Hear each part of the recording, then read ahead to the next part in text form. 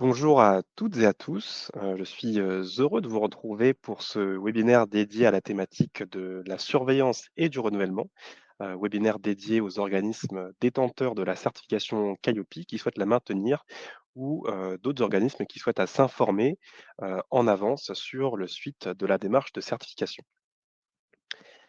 Alors, je vous pose une première question pour m'assurer que la qualité du son et de l'image est bonne pour tout le monde, qu'on puisse passer à la suite. Donc, quelle est la qualité? Je vous invite à me répondre directement dans le chat pour qu'on puisse identifier s'il y a un éventuel problème. Alors, très bonne, je vois. Merci pour vos retours. Merci Yves. Merci Marie-Laure. Donc, les prénoms fusent à grande vitesse, donc j'ai pas le temps de tous les identifier, mais en tout cas, je vois que la qualité est bonne pour tout le monde. Merci à vous pour vos retours et on peut passer à la suite, notamment sur la présentation des 4 gestes succès pour assurer un webinaire réussi.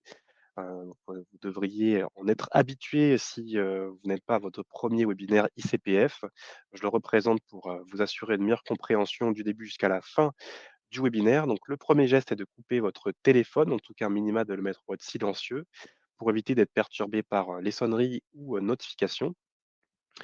Deuxième geste, d'utiliser la fenêtre chat. C'est celle que vous utilisez actuellement pour interagir. Donc, avoir répondu à ma question, je vous invite à continuer cette utilisation pour nous faire part de vos remarques et interagir entre vous. Et fenêtre à bien différencier de la seconde qui est celle des questions. Donc comme son nom l'indique, son utilité est prévue pour vos interrogations. Je vous invite à l'utiliser dès lors que vous rencontrez une information qui nécessite pour vous plus d'informations et notre objectif sera de traiter ces questions au fur et à mesure, idéalement quand, une slide, nous permet de traiter le sujet directement. Dans cette fenêtre, vous avez la possibilité de voter pour les questions qui vous semblent les plus pertinentes. Donc, c'est aussi pour nous l'occasion de prioriser ces réponses. Donc, faites-en de même pour qu'on puisse répondre aux attentes les plus partagées. Et enfin, dernier geste, le quatrième, celui de la concentration. Donc, concentration à avoir sur le support visuel, la présentation que vous pouvez récupérer, mais aussi la voix des intervenants, où je vais pouvoir maintenant donc laisser la parole à Laura qui est présente avec nous aujourd'hui et qui peut se présenter. Bonjour à tous et à toutes, je suis ravie d'animer avec Thomas ce webinaire. Je suis aussi ravie de voir que vous êtes assez nombreux pour la thématique réussir l'audit de surveillance et de renouvellement. Donc pour me présenter, moi je suis Laura François, chef auditrice chez ICPF. Donc j'ai intégré ICPF depuis 2023 et je suis auditrice pour la région Grand Est, donc principalement Alsace et ponctuellement Lorraine quand le besoin est là. Et donc, j'ai de l'expérience en qualité depuis 6 ans, puisque avant d'intégrer ICPF, j'étais responsable qualité d'un organisme de formation. Donc, j'étais auditée à Metz et j'étais responsable des relations internationales. Donc, voilà tout. Vous savez qui je suis maintenant. Merci Laura pour ta présentation très claire. Et pour ma part, je suis Thomas Talby, responsable marketing et communication. Il faudrait que je pense à faire la modification sur le support. Présent dans l'équipe ICPF depuis maintenant bientôt 4 ans, 4 ans au sein de l'équipe. Donc j'ai pu obtenir au travers de ces années d'expérience une maîtrise dans l'écosystème de la formation professionnelle. Alors, de par l'animation de ces webinaires, de par l'échange avec les clients, organismes de formation, je peux découvrir l'enjeu de leur activité au quotidien. Et je suis également ravi de vous retrouver. Je pense pour votre retour de vacances, peut-être ceux qui sont partis fin août. Donc, on n'est pas encore complètement à la rentrée, mais je pense que d'ici semaine prochaine, on aura retrouvé la pleine activité. Présentation maintenant du découpage de la présentation, donc en 5 temps. Première partie dédiée à la présentation de ICPF, notamment pour les organismes qui nous ne connaissent pas aujourd'hui. 2e temps sur l'après Calliope, que se passe-t-il une fois que la certification est obtenue? Ensuite, 3e temps sur la surveillance et le renouvellement, le sujet central d'aujourd'hui. 4e point sur les indicateurs audités, pendant ces audits et enfin les questions-réponses, temps sur lesquels on restera en fonction du flux de messages qui va arriver. Donc en ce qui concerne la présentation de ICPF, donc nous sommes aujourd'hui l'acteur leader au travers de la certification Qualiopi avec le plus d'organismes certifiés, à savoir 5 800, auxquels on peut ajouter également nos organismes certifiés pro qui sont engagés, enfin pas des organismes, mais plutôt des personnes physiques qui sont engagées, sur une, démarche qualité, en tant qu'intervenant, en tant que formateur ou consultant. L'un des focus est donné sur, les démarches facilitées au travers de la plateforme Noé, donc à partir de la demande, jusqu'à l'obtention du certificat et à la continuité de la démarche de certification. La plateforme Noé est, votre outil, principal de communication entre vous et ICPF et aussi pour effectuer vos démarches, dans le maintien de la certification. Deuxième point, c'est la compétence technique, qui est du fait de cette maîtrise et ce focus sur, le secteur de la formation professionnelle. On ne fait que ça et ce depuis le début. Troisième temps, point, c'est la proximité territoriale avec, des auditeurs, en région, ce qui est le cas de Laura. L'objectif d'être présent sur l'ensemble du territoire, également, sur les territoires d'outre-mer pour vous proposer des dates proches, et des dates, et une accessibilité simple pour la réalisation des audits. Donc on a cette particularité d'avoir des auditeurs en interne et aussi, des auditeurs sous-traitants qui viennent renforcer ce maillage territorial. Le quatrième point, c'est le service client qui est accessible depuis la plateforme Noé et le site internet pour vous assurer une traçabilité et des réponses à vos questions. Et le cinquième point que j'ai, abordé déjà, donc c'est le réseau, qui est le plus conséquent en formation professionnelle et que vous avez l'occasion, d'intégrer de par l'obtention de ces certificats et d'utiliser au travers d'événements comme se veut ce webinaire, hein, un événement digital où vous pouvez interagir et d'autres événements qui sont plutôt, en présentiel. Le prochain sera, à Paris, c'est notre fameux ICPF Networking. On est à la 15e édition et qui sera aussi l'occasion de célébrer les 30 ans du ICPF. Donc j'espère vous y voir, vous retrouver pour ceux que j'aurai déjà vus à l'occasion de l'un de ces événements, pour, échanger autour de la qualité en formation. Alors, nous avons une, 1 question, posée par Chantal. Peut-être on reviendra dessus après. J'aimerais que l'on aborde, s'il vous plaît, la particularité de l'audit à distance pour la surveillance et les modalités du distanciel, accès à prévoir pour les auditeurs. Alors, on verra en effet ce point sur la différenciation entre les types d'audits, à savoir différence entre surveillance et renouvellement. Donc on pourra traiter cette, question, d'ici, je pense, une quinzaine de minutes. Donc concernant l'escale à qualité, c'est, un schéma qu'on reprend à chaque webinaire pour vous aider à vous, situer et à aider à voir les évolutions possibles dans votre démarche qualité. Cet escalier commence par donc le rez-de-chaussée qui est le fait de vouloir mener une activité de formation et qui, se concrétise par l'obtention du numéro de déclaration d'activité.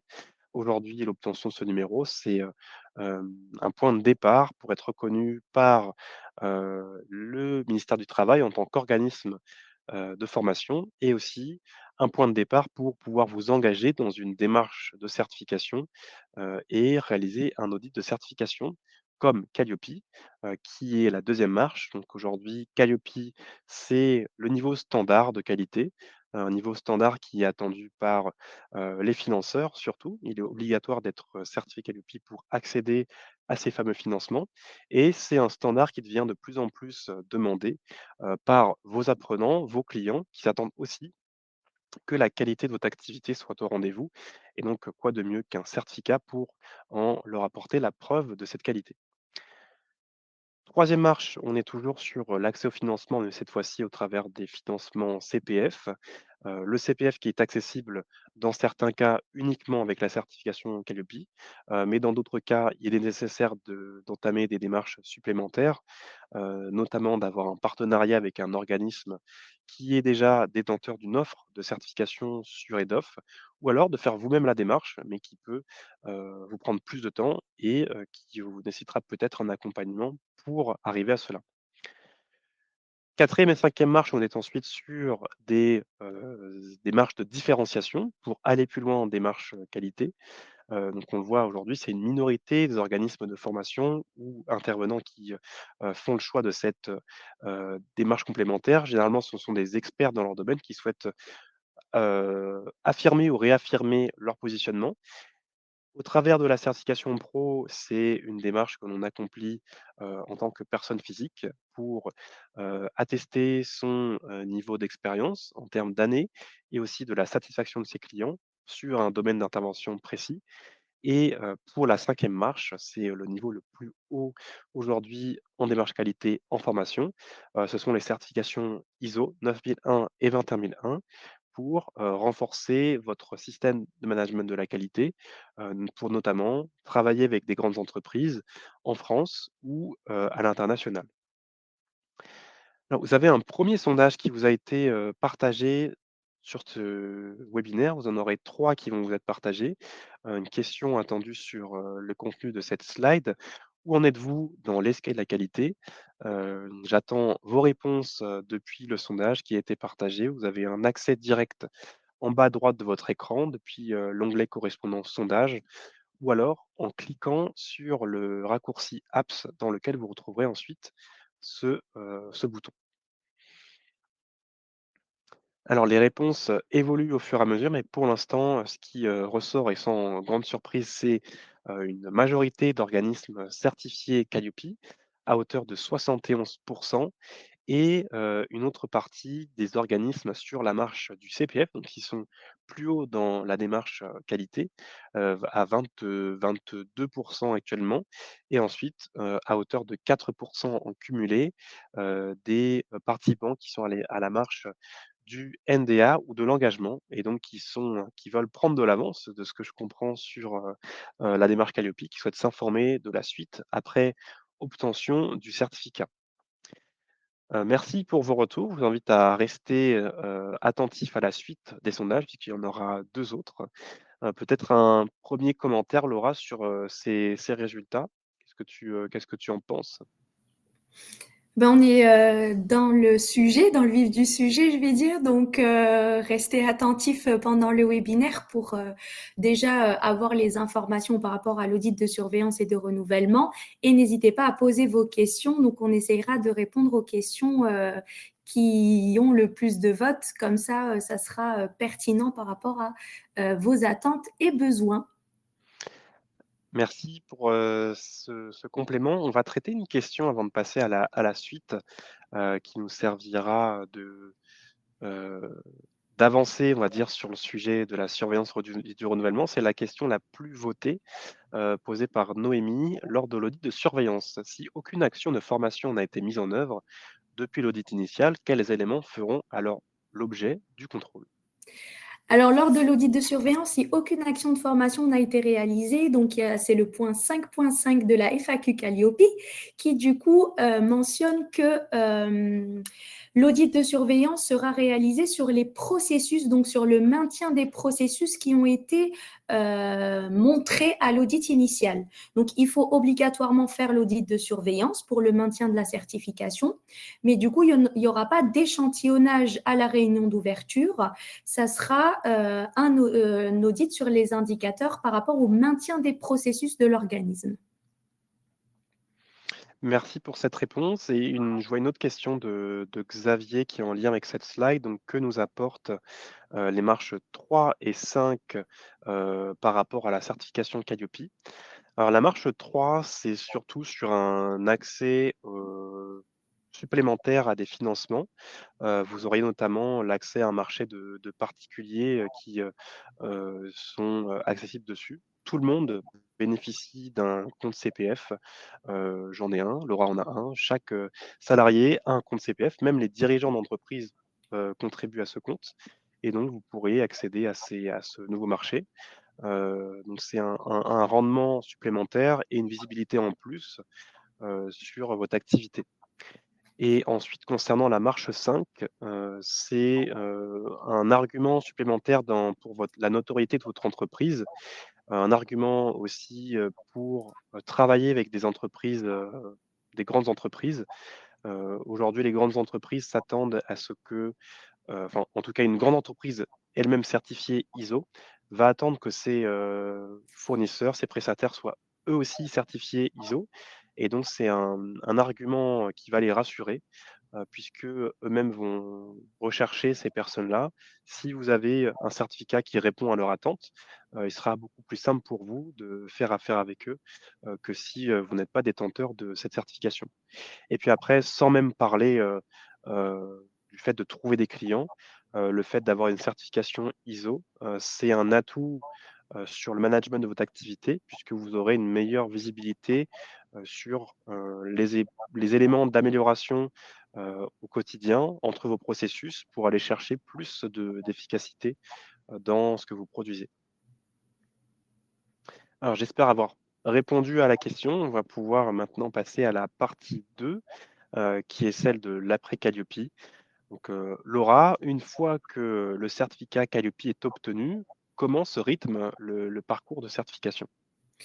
Alors, du coup, une fois l'audit initial effectué et l'émission du certificat, donc le fameux sésame obtenu, le certificat est un certificat qui est sur 3 ans. Donc, on a une date de début de validité et une date de fin de validité, et on rentre dans un cycle de 3 ans. Pendant ce cycle de 3 ans, donc, on a 2 audits à planifier et à réaliser. Donc, l'audit de surveillance qui doit être réalisé entre le 14e et 22e mois. Cet audit peut être réalisé soit à distance ou sur site. C'est au choix de l'audité. Et l'objectif de cet audit, c'est démontrer la conformité du dispositif certifié. Donc, c'est vérifier que l'organisme est toujours conforme au référentiel national qualité. Comme son nom l'indique, c'est une surveillance et un suivi pour voir que les exigences sont toujours respectées. Après l'audit de surveillance, donc il faut planifier l'audit de renouvellement. L'audit de renouvellement est réalisable entre le 25e et 36e mois. C'est un audit qui est réalisé obligatoirement sur site et qui a pour objectif de démontrer la conformité à l'ensemble des indicateurs. Et à l'issue de cet audit, donc, le certificat est renouvelé et donc vous rentrez dans un nouveau cycle de certification de 3 ans. Et donc, lors de ce nouveau certificat qui va être réémis, il faut repasser par un audit de surveillance, ensuite encore un audit de renouvellement, et ça reste comme ça le cycle de certification Calliope. Sachant que l'audit de surveillance et l'audit de renouvellement sont financés par la redevance annuelle que vous avez dans votre contrat et que vous payez à chaque année d'anniversaire de votre certificat. Voilà, je pense que j'ai tout dit par rapport au Oui, maintien de la certification. en effet, tu as tout dit, et alors tu as répondu même à une partie de la question de Bénédicte qui se demande, quelle est la différence entre l'audit de surveillance et de renouvellement? Donc là, vous avez déjà un premier élément de réponse, c'est que l'audit de surveillance permet de maintenir la certification et renouvellement permet de la renouveler, et on abordera un peu plus en détail des points de différenciation. On a une slide dédiée à ça, notamment sur la durée, le périmètre, et cetera. Alors on a parlé de la redevance, juste à l'instant, donc voici comment se, présente le maintien de la certification grâce à cette, redevance. Cette redevance évolue en fonction de l'activité de l'organisme, puisque cette redevance est calculée par rapport à la durée de l'audit, et la durée de l'audit, est elle-même calculée par rapport à, 3 indicateurs: le chiffre d'affaires que vous réalisez en formation, le nombre de sites que vous avez d'intégrer au périmètre de certification et le nombre de catégories.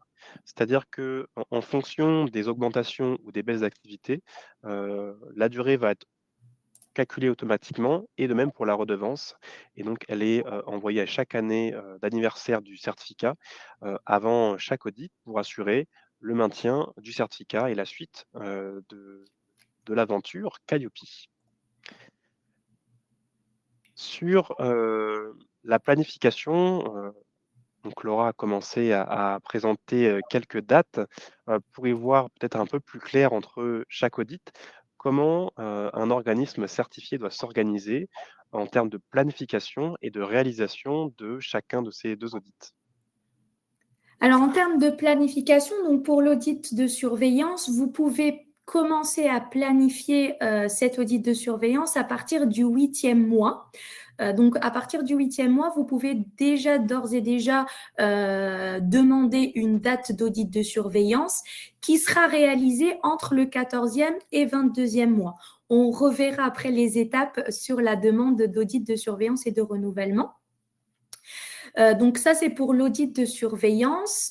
Pour l'audit de renouvellement, donc la planification est possible à partir du 25e mois, que ce soit la planification ou la réalisation, qui se fait entre le 25e mois et le 36e mois. À savoir que si vous ne réalisez pas l'audit de surveillance à partir du 22e mois, il y a une suspension de la certification Calliope. Et s'il n'y a pas dans ces 3 mois de suspension la réalisation de l'audit de surveillance, la certification Calliope est retirée. Pour l'audit de renouvellement, il faut faire attention au délai de traitement des non-conformités qui est de 3 mois. Donc, nous, on préconise de passer l'audit de renouvellement 4 mois à l'avance avant la date de fin d'échéance de votre certification. Pourquoi? Comme ça, s'il y a une non-conformité majeure, vous avez les 3 mois pour lever la non-conformité pendant que votre certificat actuel est toujours en cours et l'organisme certificateur a 1 mois réglementaire pour émettre le nouveau certificat. Sachant que vous ne perdez pas les mois de votre certificat actuel en réalisant l'audit à l'avance. Donc, si par exemple, vous planifiez l'audit de renouvellement à partir du 25e mois, le nouveau certificat sera valide au lendemain du certificat actuel. Voilà, donc il n'y a pas de, d'intérêt à vouloir planifier le plus tard possible, l'audit pour le réaliser le plus tard possible puisque, ce n'est pas cette date de réalisation qui va vous permettre d'étendre la durée du certificat. Un certificat, c'est valable 3 ans et il est renouvelé à partir du lendemain de la fin de validité. Donc dans tous les cas, il vaut mieux planifier et réaliser l'audit le plus tôt possible, pour, avoir, l'esprit, libéré de ça et pouvoir se concentrer de nouveau sur, le cœur de votre activité qui est, celui de formateur, en tout cas manager d'un organisme de formation. Alors Tout à fait. ce rappel des dates, il est important puisque, il y a dans certains cas, des des situations où, l'organisme s'y prend tardivement, et donc il peut risquer une suspension, voire même un retrait de certification et par rapport à ces situations-là, nous avons, pensé, de nouvelles offres qui peuvent traiter ce genre de situation. C'est un nombre de 6 par rapport à ce qu'on retrouve sur cette slide. La première, c'est la planification le week-end, qui élargit la possibilité de réalisation d'un audit, notamment le samedi ou le dimanche pour, rester focus sur votre, calendrier de formation et réserver un créneau le week-end pour l'audit. La deuxième option, c'est le pass urgence dans, une situation où, vous demanderiez une date d'audit à moins de 3 semaines de la demande. Donc là, on peut très bien vous trouver cette date-là. En revanche, ça peut demander des déplacements, de créneaux pour, vous trouver cette date en urgence, mais on peut, vous trouver une solution. La troisième option, c'est l'assurance report, qui s'associe à une planification d'audit. Si vous n'êtes pas sûr de maintenir la date, si vous pensez qu'il y a un risque de, replanification, cette option-là vous permet, de replanifier l'audit sans frais. La quatrième option, c'est l'audit de réactivation, donc qui est, nécessaire aux organismes qui auraient dépassé la date de réalisation de l'audit. Et donc là, c'est un audit, on repart sur un audit initial qui est moins coûteux que ce que vous avez, investi au début de la démarche, mais qui vous permettra de retrouver le statut de certifié, à moindre coût, plutôt que de, repartir, sur, un audit classique. Et enfin, les 2 passes, supplémentaires, Pass Group et Pass Serenity, qui sont un ensemble, d'options qui sont comprises dans ces passes-là et qui vous donnent accès, au pass urgence, au pass, report, à l'assurance report, pardon, au fait d'avoir les frais de déplacement de l'auditeur offerts. Donc c'est tout un ensemble de dépenses qui, généralement peuvent, modifier le coût de la démarche, vont être cette fois-ci intégrées dans un seul et même endroit pour vous assurer plus de confort et la capacité d'interagir plus directement avec, hem, des salariés de chez CPF, avec notamment une chef auditrice, et un chargé de planning qui vont, vous contacter pour la planification des audits. Donc les 2 passes se différencient puisqu'il y en a un qui est dédié aux organismes avec un seul NDA et le pass groupe qui est réservé plutôt aux organismes avec plusieurs NDA, notamment, des filiales ou des, sous-traitants où on aurait un référent qualité qui a besoin d'avoir une vision d'ensemble de la situation. On va passer maintenant la partie surveillance renouvellement, donc notamment sur la différence entre, les 2 audits, mais on va commencer surtout par, la planification de ces audits. Comment cela se passe? Et bien, c'est en 3 étapes, à commencer par l'accès à la plateforme Noé, au travers du tableau de bord. Donc c'est votre page d'accueil sur la plateforme, sur laquelle vous retrouverez, lorsque vous entrez dans la période de planification, de l'audit de surveillance ou de renouvellement, une notification en haut de l'écran qui vous, invite à planifier l'audit. Donc dès que vous la voyez, je vous invite à cliquer dessus et effectuer cette planification pour, prendre de l'avance sur cette planification et vous assurer que vous n'allez pas, vous retrouver dans une situation d'urgence par la suite. Une fois que la demande est faite, ICPF vous envoie une proposition, notamment un chargé de planning. Vous l'acceptez et ensuite vous réalisez l'audit avec succès. Il y a une étape, intermédiaire pour les organismes qui ne sont aujourd'hui pas certifiés chez ICPF, qui souhaitent nous rejoindre. C'est ce qu'on appelle le transfert de certification, et donc pour cela, vous avez déjà cette demande de transfert à effectuer sur la plateforme Noé toujours, en effectuant une demande de certification, et en cliquant sur «Rejoindre ICPF avec un transfert». Et une fois que cette demande est faite, vous pourrez rejoindre le parcours, d'un organisme certifié avec ICPF qui est, donc de sélectionner la demande de planification depuis le tableau de bord avec, la notification de surveillance ou de renouvellement. On va, traiter, 2 questions avant de passer à la suite, de la présentation, Laura. Hem On a une question qui est très attendue. Quand je dis très attendue, c'est que c'est la plus votée avec 11 votes. On va la garder, sous le coude, pour la suite puisque on a une slide qui est dédiée à cela, notamment sur, alors la question est la suivante, question de Florence: «Pouvez-vous aborder les évolutions du référentiel national s'il y en a eu récemment?» Alors les évolutions remontent à la version 9. Alors je n'ai plus la date, exacte de publication, mais il me semble que ça remonte déjà à 1 an, cette, V9 du référentiel, Mars, tout à fait, mars ouais, 2024. mars, 2024 et donc on abordera tout ce qui a pu évoluer, sur ce référentiel-là. Hem, une autre question, alors il me semble qu'on avait abordé ça, une question de Aurore. Nous sommes certifiés Qualiopi depuis le début de l'année. Nous avons une action de formation en cours, mais nous rencontrons des difficultés avec notre client qui ne respectent pas les règles en lien avec la certification. Comment pouvons-nous faire? Car cela m'inquiète pour notre audit.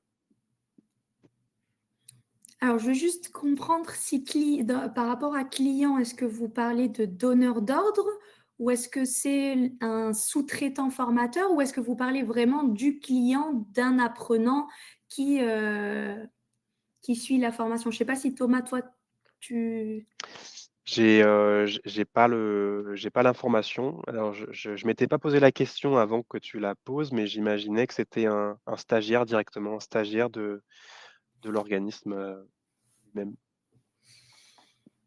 Alors, nous rencontrons avec Noé qui ne respecte pas les règles. Est-ce que vous pouvez préciser par rapport aux règles? Parce que, en fait, on ne peut pas donner de conseils, donc c'est assez compliqué.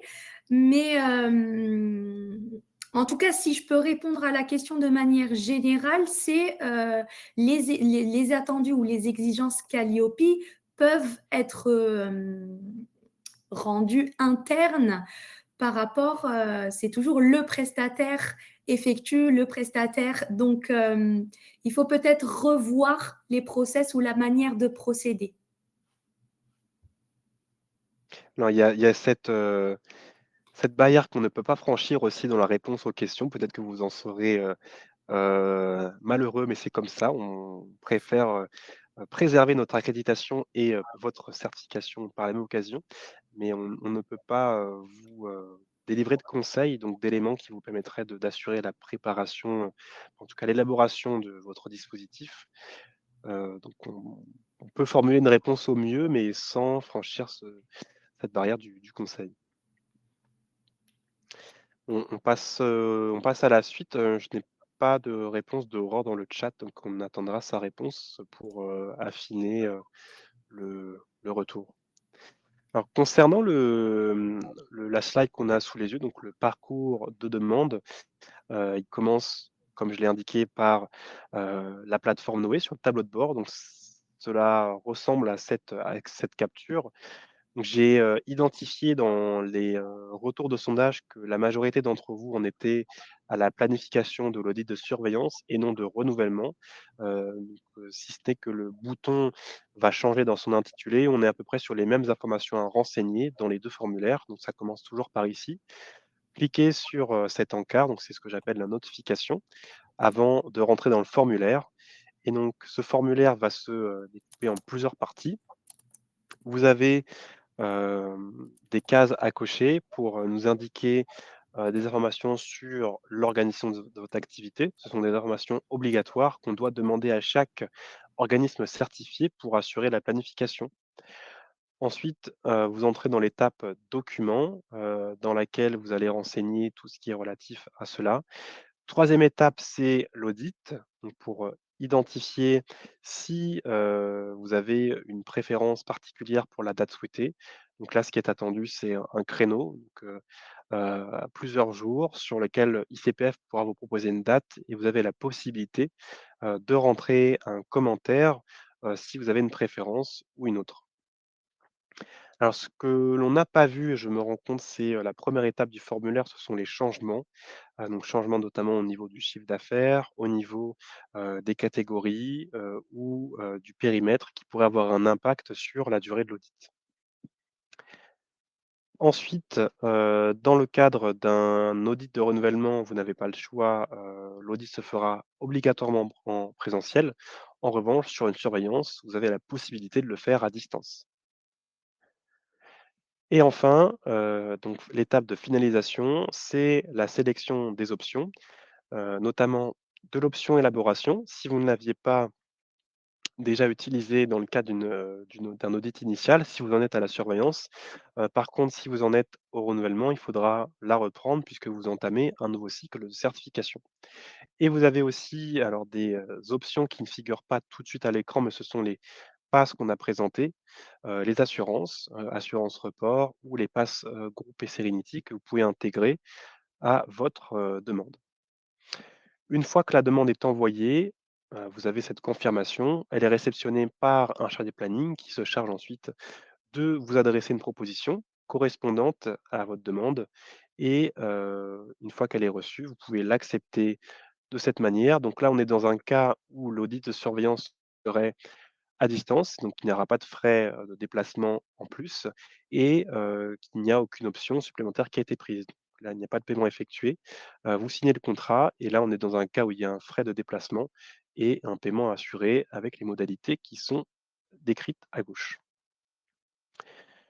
Une fois que, la demande est faite, que la proposition est validée, Le dossier peut maintenant entamer, son élaboration pour, démarrer la préparation du dossier avec les éléments de preuve et l'argumentation et cet accès se retrouve toujours depuis le tableau de bord avec, l'accès à l'élaboration du dossier.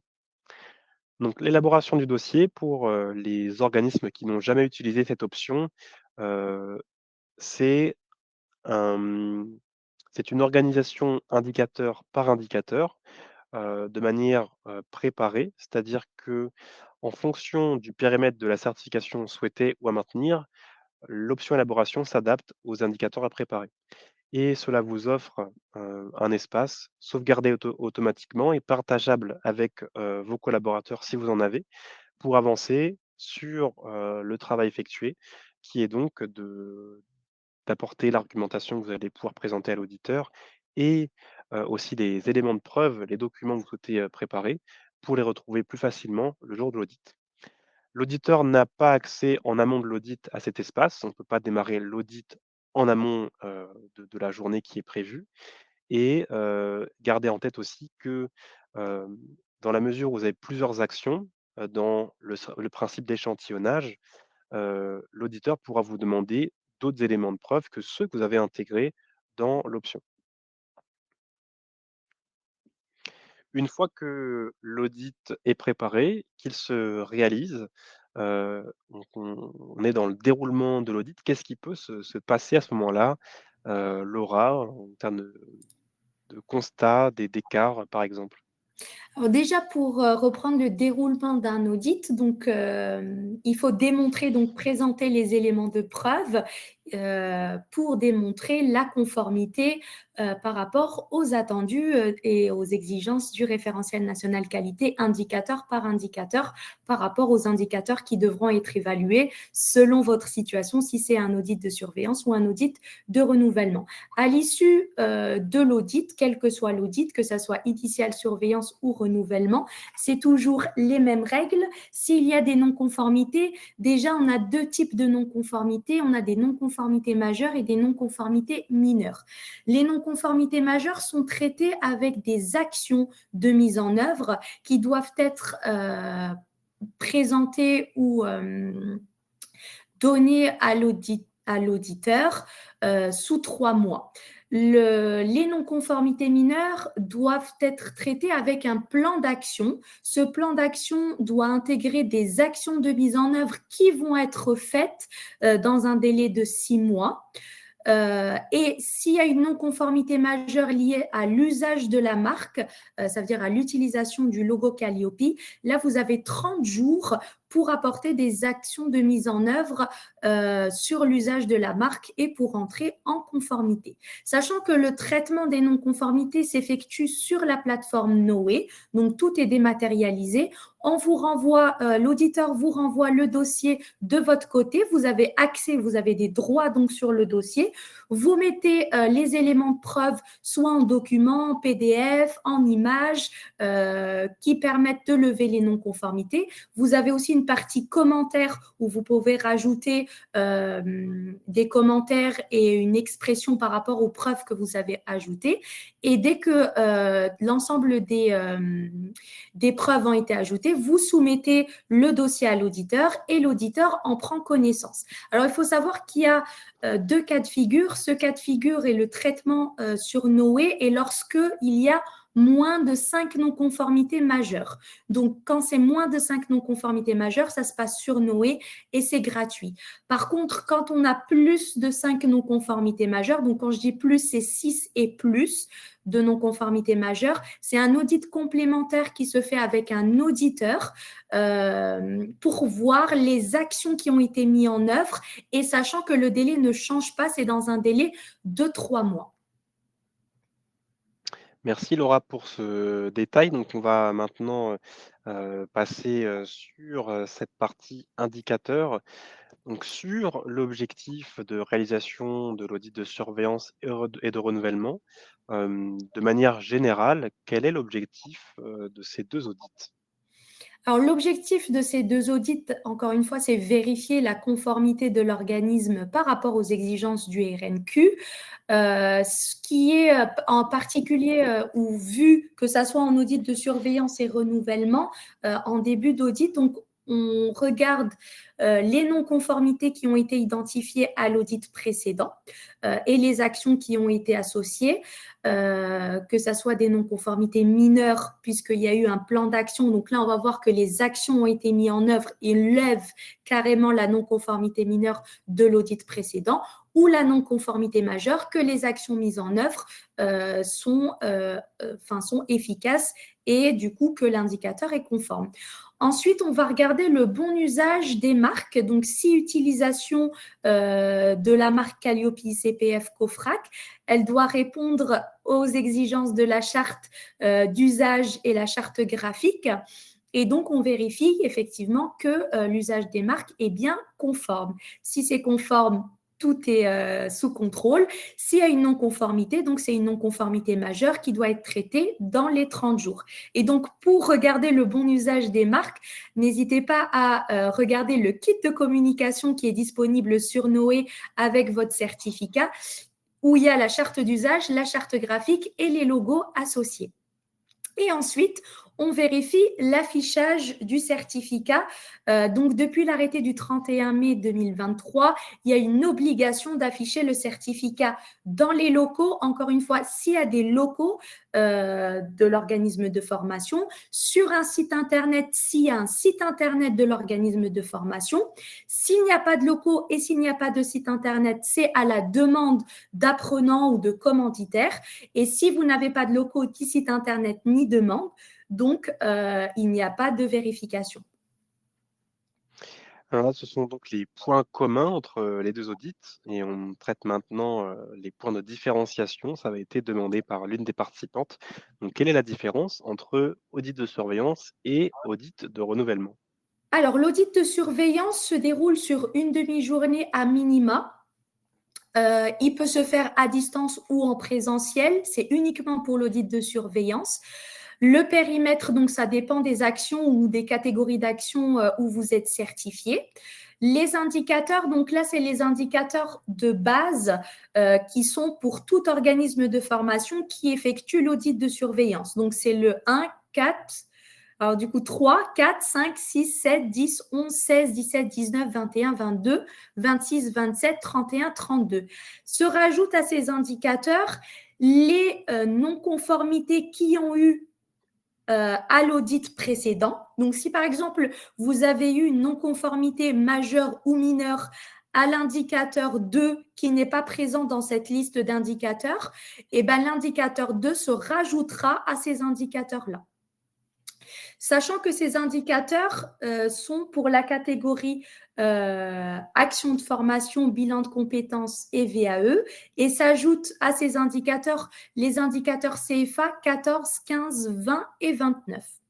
Pour les organismes qui ont été audités en tant que nouvel entrant à l'audit initial, donc qui étaient sur leur première année d'activité et qui ont eu des aménagements, notamment par exemple sur l'indicateur 2 où la diffusion est vue à l'audit de surveillance, les indicateurs 22, 32 n'ont pas été audités. Donc c'est pour ça que l'arrêté du 31 mai a rajouté une demi-journée à ces organismes de formation pour l'audit de surveillance et du coup, ces organismes-là revoient l'ensemble des indicateurs pendant la journée.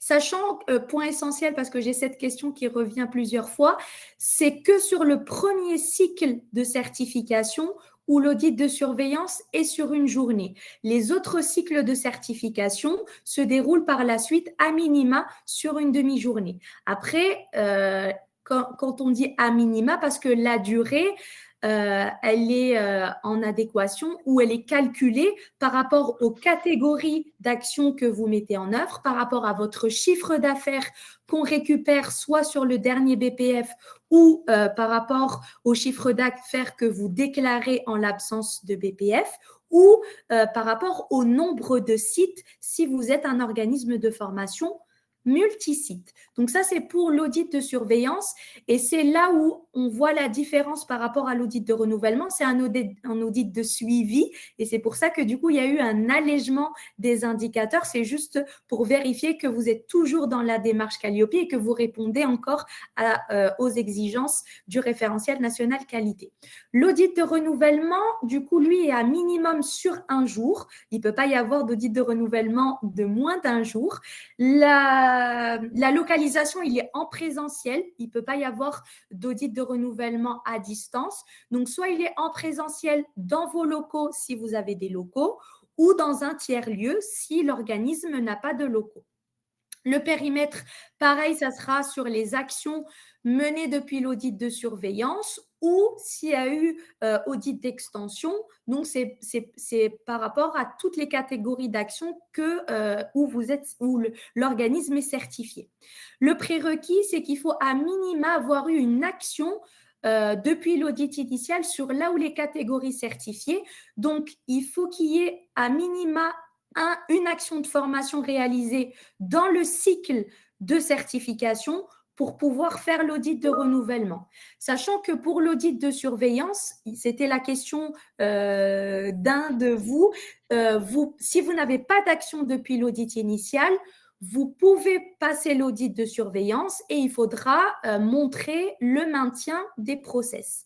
Les indicateurs sur l'audit de renouvellement, là, c'est l'ensemble des indicateurs. C'est comme l'audit initial. Alors, j'ai identifié une question sur le sujet des indicateurs, alors que je vais retrouver. Alors, j'en pose une autre, je rechercherai pendant que tu réponds, Laura. Aurore a répondu à ta question sur le sujet du client qui ne répond pas. Et donc, il s'agissait en effet d'un donneur d'ordre.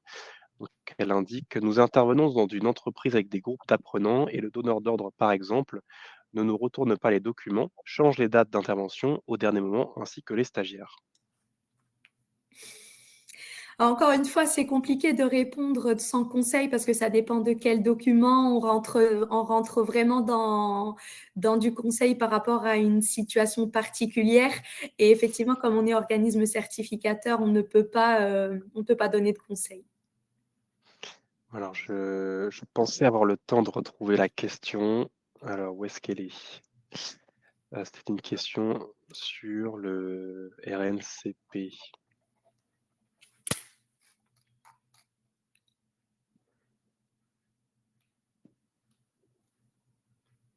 Alors, je vois une question, s'il n'y a pas eu de formation, faut-il malgré tout réaliser l'audit de renouvellement? Donc, s'il n'y a pas eu d'action de formation pendant le cycle de certification, l'audit de renouvellement ne pourra pas avoir lieu.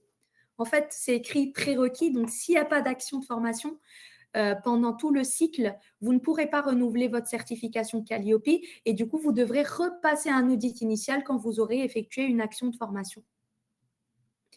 Pour l'audit de surveillance qui choisit si présentiel ou à distance, c'est l'audité. Donc, c'est vous qui avez le choix. Si vous êtes à l'aise, d'ailleurs, c'était une question qui avait été posée sur les modalités lorsque l'audit se réalise à distance. Donc, en fait, lorsque l'audit est réalisé à distance, l'auditeur vous envoie un lien. Nous, on utilise la plateforme Teams.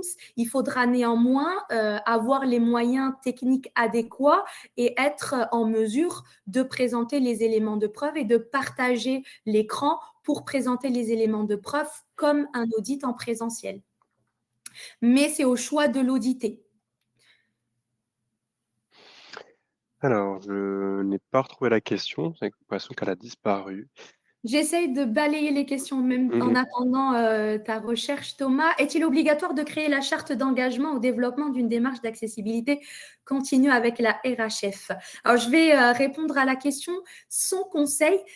Il n'y a aucune exigence Calliope qui oblige de créer une charte. L'exigence Calliope sur l'indicateur 26 est d'identifier des acteurs sur le champ du handicap et de montrer en cas d'accueil de personnes en situation de handicap qu'est-ce qui a été mis en œuvre en termes d'aménagement, etc. Bon, il me semble que la question a réellement disparu parce que je ne la vois pas du tout. Peut-être qu'elle a été supprimée par la personne qui l'avait posée. On va pouvoir passer, à la suite. Merci pour les réponses que tu as pu apporter entre-temps, Je Laura. réponds juste à cette question, Oui, vas-y, je t'en prie. sur les actions de formation et les bilans de compétences. Donc là, si j'ai bien compris, c'est la question de Sylvie. Il y a une extension de bilan de compétences. Donc le prochain audit effectivement de surveillance regroupera les 2 catégories d'actions, actions de formation et bilan de compétences. Et donc, il n'y aura pas 2 rendez-vous différents. Ça sera un audit de surveillance qui tiendra compte des 2 catégories d'actions. J'ai retrouvé la question, mais ce n'était pas un sujet du RNCP, c'était RS, donc c'est pour ça que je n'arrivais pas au bon endroit. Question posée par Tatiana: si l'organisme de formation obtient une certification RS quelques mois avant l'audit de surveillance et quelques certifications ont été délivrées, est-ce que cela change le déroulement de l'audit et les indicateurs qui vont être audités? Alors encore une fois, par rapport aux certifications, donc RS et RNCP, donc il y a 2 cas de figure. Alors, il y a tout ce qui est obligation spécifique formation certifiante. Vous le verrez, c'est sur l'indicateur 1, 5, 6 et 8. Là, c'est des obligations qui parlent de formation certifiante, donc RS et RNCP. Et donc, il faudra répondre à ces obligations spécifiques lors du prochain audit, puisque vous proposez des formations certifiantes ORS. Alors, par rapport aux indicateurs 3, 7 et 16, c'est des indicateurs pour les formations qui conduisent à une formation professionnelle. Et donc là, c'est des indicateurs pour les certifications RNCP. Et donc, même si maintenant vous avez des formations RS, ça restera non applicable pour les indicateurs 3, 7 et 16, mais il faudra faire attention aux obligations spécifiques formation certifiante.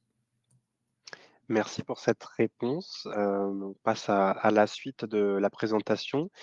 Sur le sujet, donc de la V9 du référentiel, des évolutions qui, sont apparues par rapport à la version précédente et notamment, enfin celle sur le statut de sous-traitant. Qu'est-ce qu'on a pu avoir de nouveau, par rapport à ce statut dans le référentiel, Laura? Tout à fait. Donc, la V9 qui est sortie le 8 janvier 2024 et qui était applicable à partir de mars 2024 est venue du coup apporter des encarts qu'on n'avait pas précédemment sur les précédentes versions du RNQ avec une particularité sur sous-traitance. Alors, je tiens à préciser que ces encarts-là concernent les prestations pour laquelle l'organisme intervient en sous-traitance pour un autre organisme de formation et ce n'est pas lorsque vous-même vous faites appel à de la sous-traitance.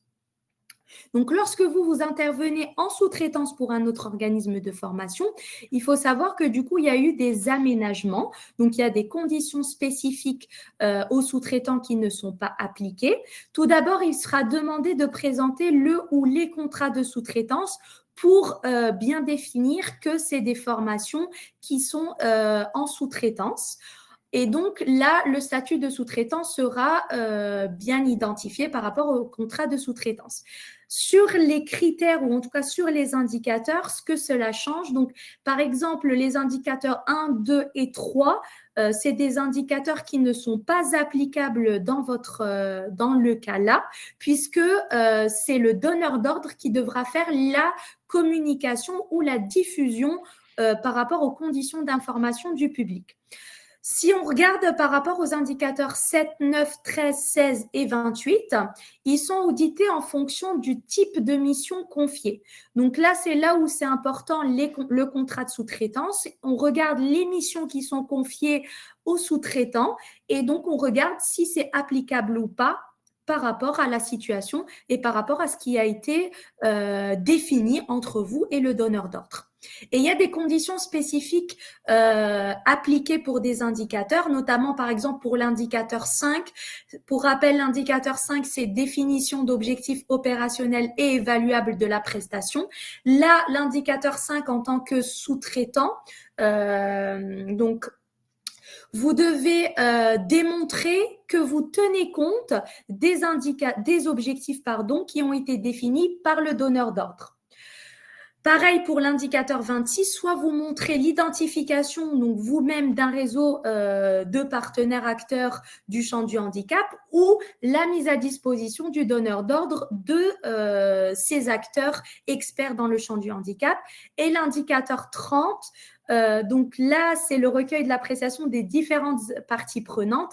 Et là, en tant que sous-traitant pour un donneur d'ordre, vous avez deux parties prenantes, c'est les bénéficiaires et le donneur d'ordre. Il faudra recueillir les appréciations de ces deux parties prenantes.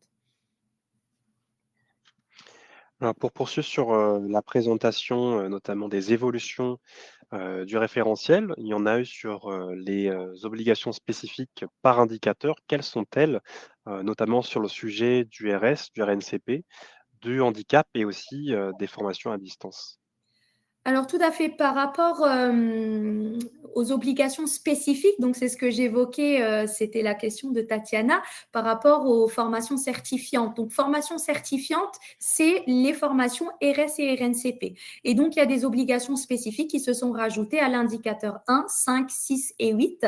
Donc il est exigé que l'information mentionne le libellé exact de la certification, le code RNCP-RS, le nom du certificateur et la date d'enregistrement de la certification pour l'indicateur 1. Pour l'indicateur 5, il faut que les objectifs soient conformes aux objectifs fixés par la certification et donc l'auditeur va vérifier que les objectifs sont bien conformes par rapport aux objectifs de la certification RNCP ou RS.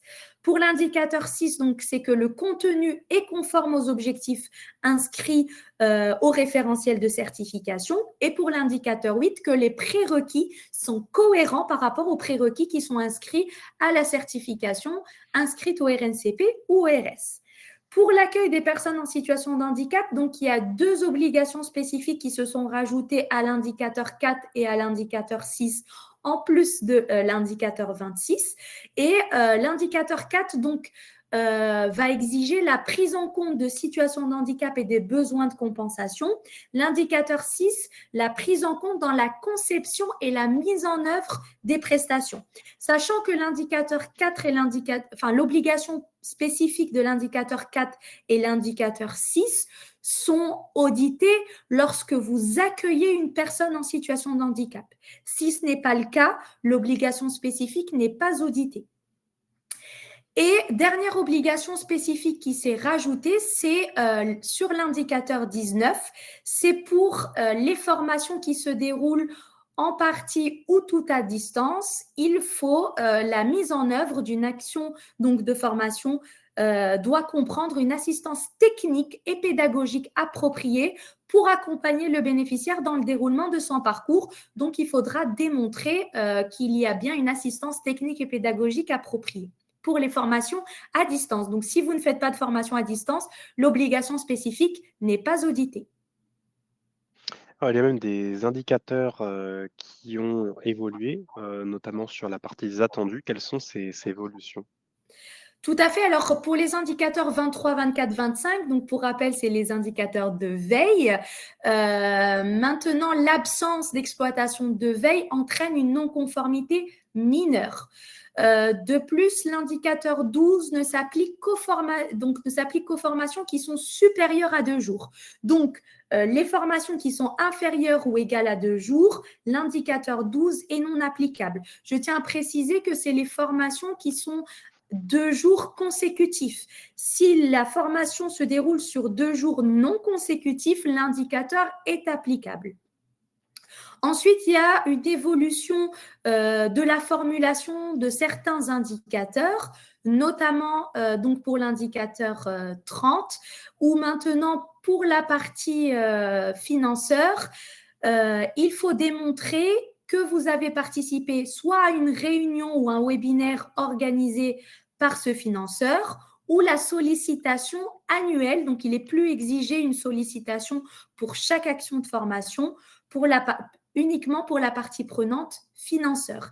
Et à la fin donc, du référentiel national qualité, il y a un glossaire qui intègre ou qui facilite la compréhension de plusieurs indicateurs. Donc, il y a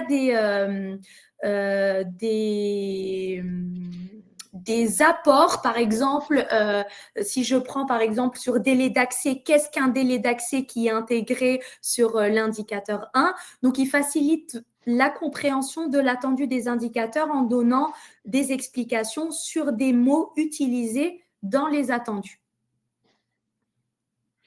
Alors pour, terminer sur ce sujet des indicateurs et des critères, vous avez une aide, qui, peut vous faciliter, la vie, non, même 2, qui, sont les options élaboration, présentées précédemment. Donc pour, assurer la préparation, des indicateurs avec l'identification de ceux à préparer, à une sauvegarde automatique, un accès partagé et la possibilité de retrouver ces éléments-là pendant l'audit.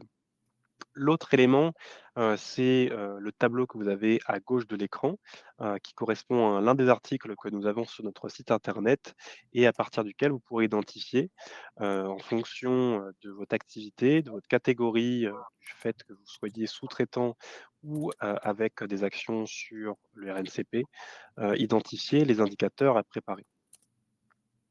Donc rendez-vous sur Noé ou le site pour avoir accès à ces éléments.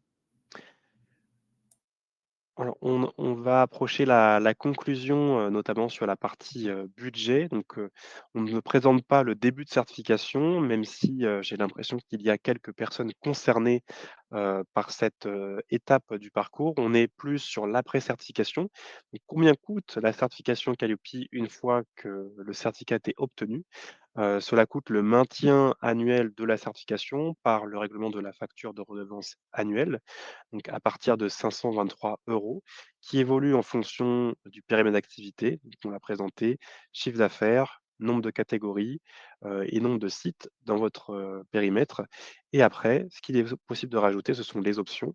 Option élaboration, les frais de déplacement dans la mesure où vous n'avez pas de pass, Serenity ou groupe et donc ces 2 passes qui viennent, vous, ajouter des options, en plus, comprises dans, le règlement de ces passes. Donc en conclusion, 3 points. Le premier, c'est que, l'étape de surveillance et de renouvellement démarre dès l'obtention, de la certification. On est sur, un temps long qui est rythmé par 2 audits, donc surveillance et renouvellement, mais cela démarre une fois le certificat obtenu.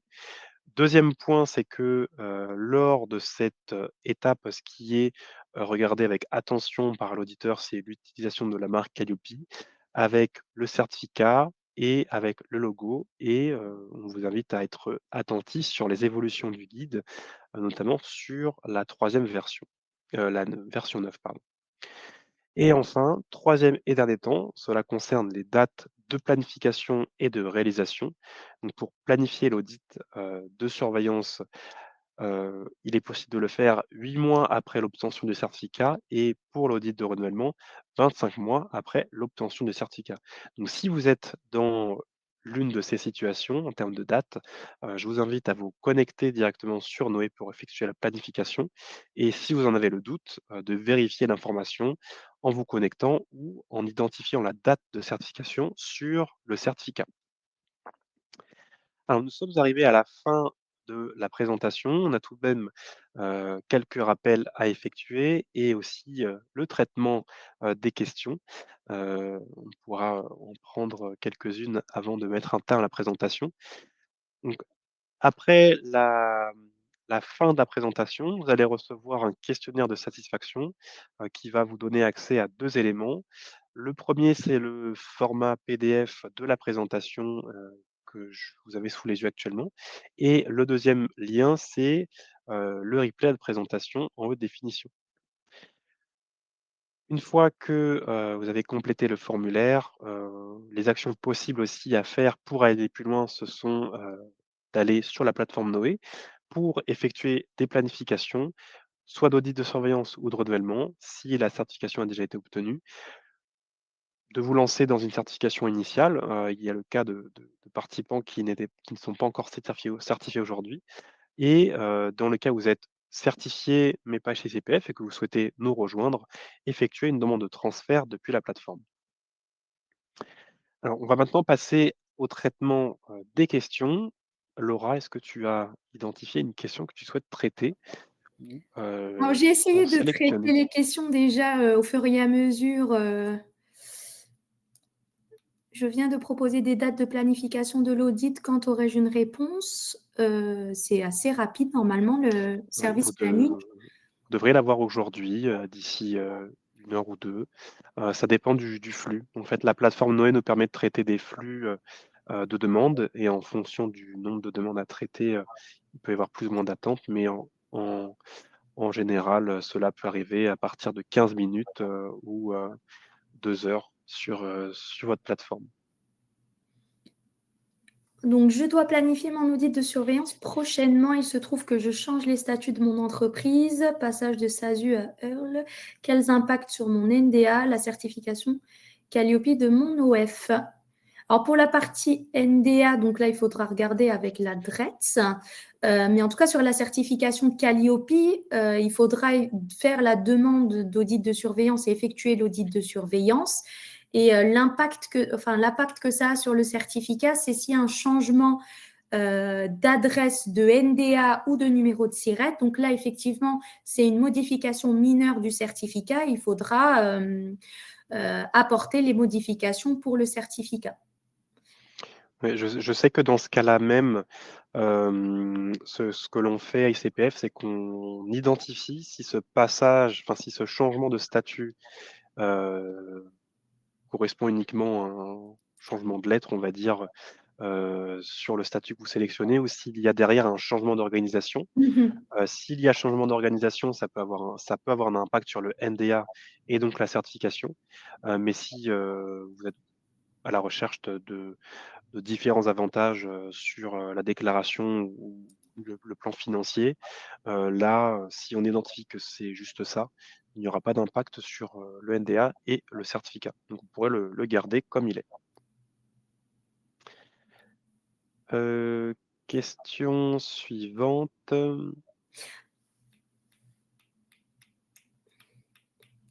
posée par Alors, je vois Céline. beaucoup de questions, c'est plutôt par rapport à la version 10. Tout le Oui, monde, en effet, pose des tout le monde est questions, à et tout le l'affût. monde est, à l'afflux de ce qui va se passer. Il faut savoir qu'au jour d'aujourd'hui, on est sur la V9. Il n'y a rien d'officiel.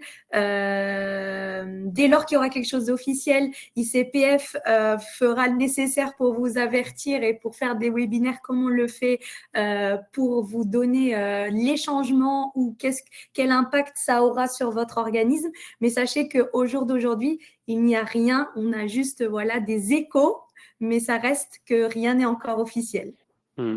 Le secteur de la formation fait beaucoup de bruit. Après, pour ce qui est d'assurer, la mise en place des textes de loi ou alors des documents officiels, on est un peu plus dans l'attente, mais, on sera les premiers informés, comme j'ai pu, le dire à l'écrit, puisqu'on reçoit en tant que certificateur en amont, la version du guide, pour, préparer une communication auprès de nos clients et pour l'instant, ce n'est pas le cas, donc on peut pas s'avancer plus que ça sur, cette V10 du référentiel. Hem,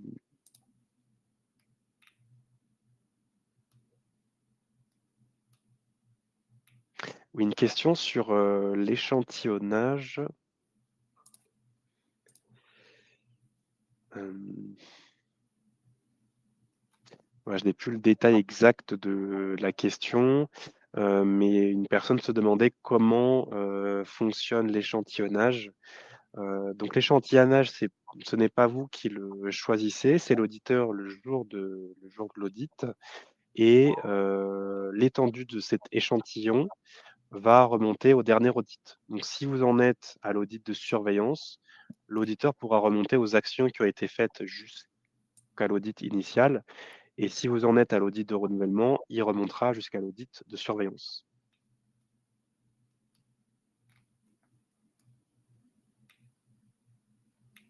Alors, je vois une demande de transfert, enfin, une demande de volonté pour avoir un devis de Sylvie.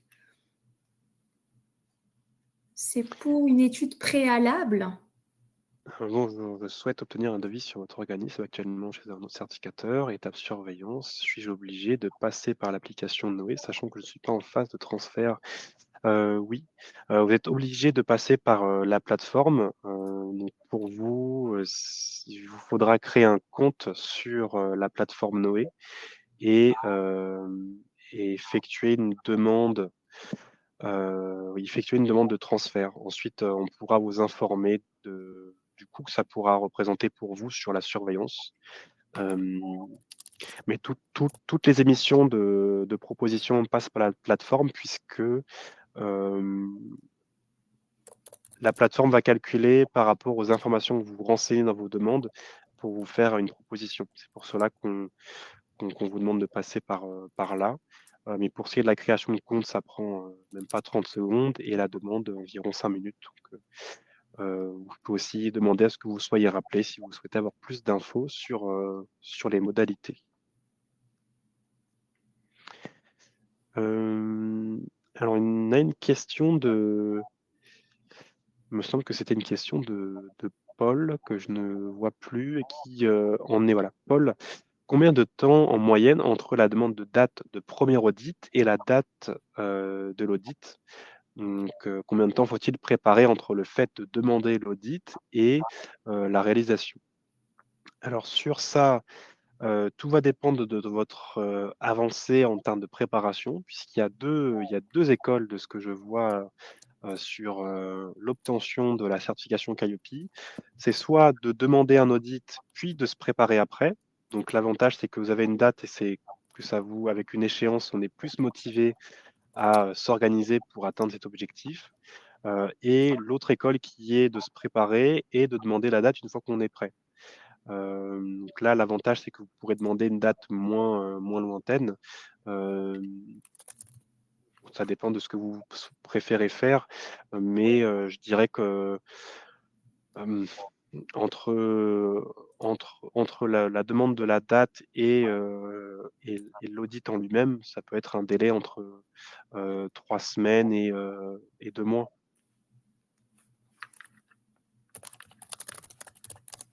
Mais sur ce niveau-là, chaque organisme, va avoir son organisation, donc les délais peuvent changer. Mais après, si vous souhaitez avoir une date pour demain, je suis sûr qu'on pourra vous trouver un auditeur disponible.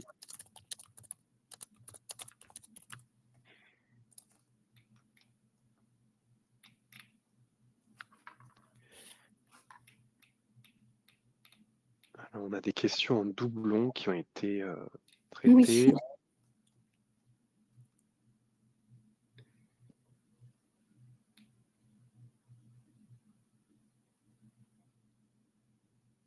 Je vais prendre les dernières qui ont été posées. Alors, je vois que Laura aussi, tu as pu apporter des réponses à l'écrit. Oui, Alors, j'essaie de répondre à l'écrit. ouais, une question posée par Clotilde. Dans notre OF, le référent qualité va changer. À quel moment faut-il faire la modification? Nous avons demandé à planifier le prochain audit avec le nom de l'ancien référent, en amont ou au moment de l'audit. Hem, Ce qui est important, c'est surtout d'avoir toujours l'accès au compte Noé, puisque si c'est le référent qualité qui a fait toutes les démarches et qu'il part sans vous laisser les accès, vous vous retrouverez dans une situation, on pourra toujours vous retrouver les accès, mais il vaut mieux que vous-même ayez l'accès au compte. Donc je dirais plutôt en amont et après pour ce qui est de l'audit en lui-même, si, le référent qualité qui a été annoncé ne sera pas celui qui sera présent à l'audit. En revanche, sur ce point, je ne sais pas, ce qui se passe. Laura, peut-être que tu le sais? Alors effectivement, il faut garder la main sur la plateforme Noé parce que nous, les mails qu'on envoie, c'est celles renseignées par rapport aux référents qualité. Il faut faire attention, bien évidemment, à ce que ce référent soit bien sur l'organigramme, puisqu'effectivement, il y a l'obligation de présence de personnel interne pour que l'audit soit mené par une personne interne et qui est présente sur l'organigramme. Voilà, mais sinon, après, tout dépend de la situation. Le plus urgent, c'est vraiment avoir accès par rapport à Noé pour avoir les mails de confirmation d'audit, etc. Mais sinon, sur la tenue de l'audit, il n'y a pas de changement. S'il y a eu un changement de référent, ben, il faudra juste présenter les éléments de preuve au jour de l'audit.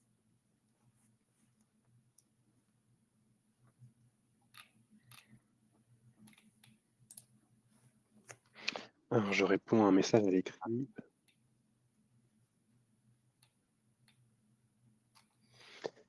Alors,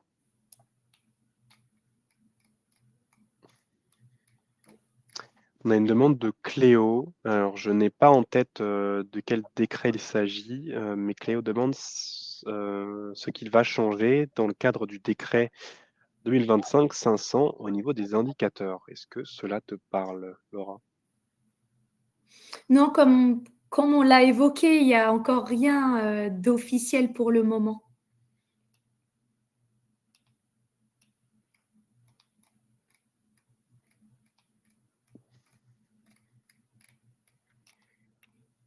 On va prendre encore 2 questions avant de mettre un terme à la présentation. Alors une question de Nathalie, que j'avais vue, passer. Nous avons obtenu le renouvellement de notre certification et j'ai entendu parler d'un audit interne à faire avant le nouvel audit de surveillance. Pouvez-vous me dire en quoi cela consiste? J'ai fait un peu la même Heu, tête que toi, Laura, je ne voyais pas de quoi il s'agissait. oui. Alors, Non. j'en ai pas entendu parler. Ce qui est attendu, dans le cadre de la certification Qualiopi, ce sont, les audits de surveillance et de renouvellement. Donc on n'est pas au fait de cela, donc je suis, intéressé, d'avoir un lien sur lequel vous aurez pu obtenir cette information. Mais en tout cas, du point Alors de oui, vue il du faut savoir qu'il y certificateur. a d'autres contrôles et d'autres audits qui sont évoqués, que ça soit par rapport au CPF, que ça soit par rapport à d'autres choses. Mais en tout cas, si on parle sur la certification Calliope, il n'y a aucun audit interne exigé. Il faut présenter les éléments de preuve qui répondent aux exigences et maintenir la certification en réalisant les audits de surveillance et de renouvellement. Et d'autant plus que ces audits de contrôle, faits par, d'autres, financeurs ou autres, ne sont pas systématiques. Oui, tout Ils à fait. effectuent, des échantillons, sur, la base de déclarations et ce n'est pas dit que vous allez avoir ces audits-là de leur part. En tout cas, ça n'a pas de lien avec l'audit Calliope du certificateur. On va traiter une dernière question avant de mettre un terme à la présentation. Question de Christelle. Quels sont les objectifs de l'audit, qui suivra celui du renouvellement? Que vous faudra-t-il démontrer de plus? Alors, pardon, j'ai pas entendu la question. Alors, quels sont, les objectifs de l'audit qui suivra celui du renouvellement? Qu'est-ce qu'il faudra démontrer de plus? Eh ben, ce qu'on a dit au tout début, après l'audit de renouvellement, c'est un audit de surveillance et donc c'est pour vérifier, c'est pour un audit de suivi et vérifier que l'organisme est toujours conforme au référentiel national qualité. Donc en fait, c'est pour qu'on vérifie que les organismes répondent toujours aux exigences et donc pendant le cycle, il y a l'audit de surveillance, l'audit de renouvellement qui va redonner lieu à un autre certificat. On vous revoit à l'audit de surveillance puis l'audit de renouvellement et ainsi de suite. Ah, je viens de voir une autre question de Paul qui a été posée. Donc concernant une première demande d'obtention de numéro de déclaration d'activité, si le dossier n'est pas validé par l'administration, peut-on corriger ce qui ne va pas? Et sinon, que se passe-t-il? Peut-on se voir définitivement refuser la délivrance du numéro? J'ai cru lire que cela avait été resserré au mois d'août. Alors là, c'est concernant le numéro de déclaration d'activité. En Oui, lien avec la certification Calliope, il faut savoir que vous pouvez passer votre audit en ayant déposé un numéro de déclaration d'activité, une demande, même si vous ne l'avez pas encore. Et à partir de la date d'audit, vous avez 1 an pour faire part du numéro de déclaration d'activité. après sur la question de Paul, peut-être sur être plus précis au niveau de la DRITS. Donc en effet, il y a un décret qui est sorti il y a, 3 semaines, je crois, 3-4 semaines sur, le NDA.